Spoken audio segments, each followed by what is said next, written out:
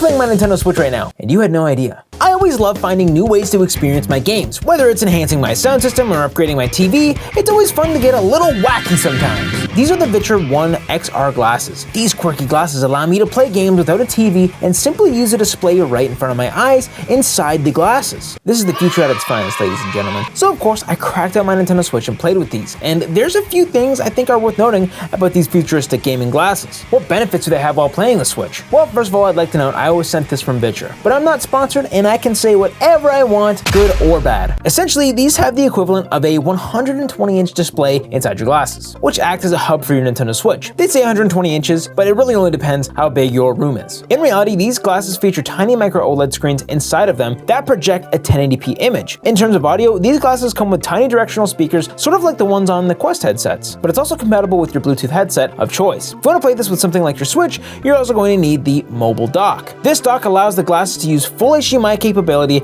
as well as keeping the glasses powered and your Switch battery topped up with the built-in 13,000 mAh battery. You can just strap your Switch to it like this and you're ready to go. And you can do the same thing with your Steam Deck. You don't even need this with your Steam Deck, as the glasses are powered right from the Steam Deck's battery. When putting these on your face, you're presented with a clear 1080p 60 frames per second display that shows your system nice and bright. You can also darken your vision around you so it's not as bright while you game. You can also put on these light blockers too if you want a completely immersive experience. I personally like seeing what's around me, so it's cool that I can. The screen is surprisingly sharp as well. You can adjust the slider on top for extra clarity, and even better, if your eyesight isn't great like mine, you can add your eyeglass prescription, which can be easily placed on the front with the power of magnets.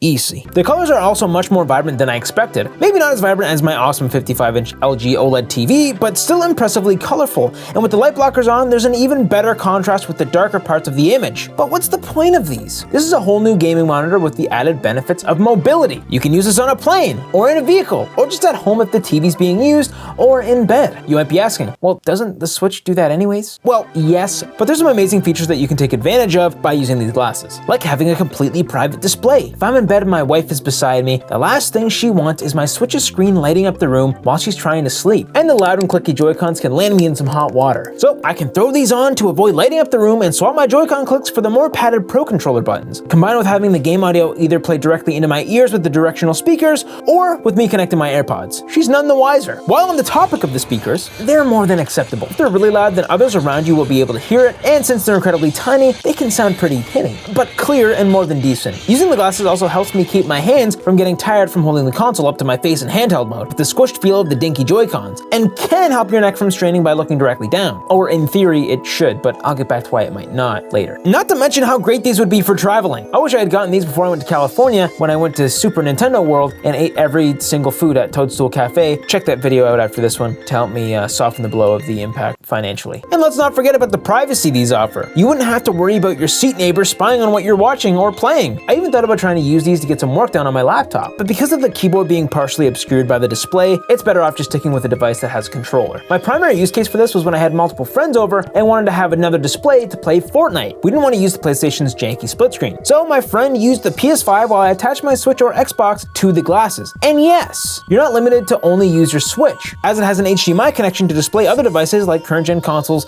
external PC monitors, and even your phone if you want, because it can display an output from any compatible USB-C port. Now, maybe you don't want to carry around this battery pack. Well, they were kind enough to send me their neckband accessory, which attaches directly to the glasses and has its own smaller power bank. You can stream video content directly to your device without needing any other hardware, and you can even use cloud gaming services such as Microsoft Game Pass, PlayStation Remote Play, and NVIDIA GeForce Now, which is absolutely killer. The UI and menus can be a little annoying to control, but the concept is really cool. But going back to the glasses, I wanted to test the limits on how portable this is. And do certain games benefit more than others? Well, we already know that games like Fortnite work swell, but what about games that require movement like Switch Sports or Ring Fit? Well,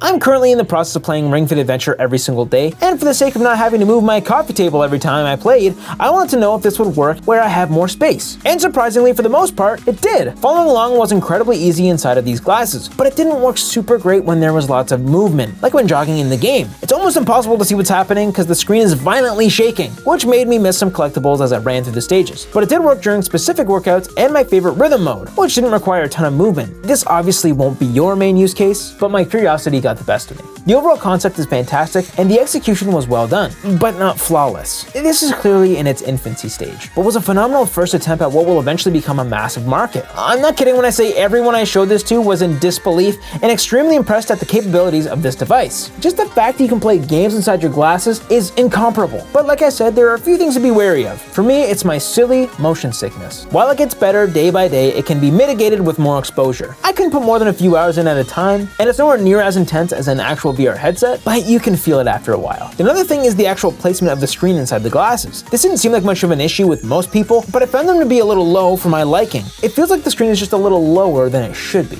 And because of this, I subconsciously tilt my head straight down, which makes my neck sore over time. So I constantly have to remind myself to bring my head up again. Thankfully, they do send multiple accessories to adjust the height of the glasses on your face, but that's how I felt. Now maybe it's just my head getting weighed down, because these are very heavy compared to your traditional glasses. It's just the most noticeable when I put my regular glasses back on. Also, if people at Vitra are watching this, while you can dim the brightness of the glasses themselves, having the ability to temporarily turn the display off would be a great feature if I'm in a conversation, or maybe I want to scroll my phone while I'm waiting for a lobby to kick in, if that makes sense. Or maybe it's already a feature and I just couldn't figure it out, but I think that would be really useful. Overall, I found that this was incredibly useful in my daily gaming habits, and the pros heavily outweigh the cons. While this isn't replacing my OLED TV, I could see myself forgoing a second cheaper TV in place of these. And I think it would be super useful to a student who maybe doesn't have enough space for a TV in their dorm room or something. So let me know what you think about these glasses in the comments. Thanks again to Vitra for sending me these products, and thank you for watching. Like and subscribe if you want. I hope to see you in the next one. See you later.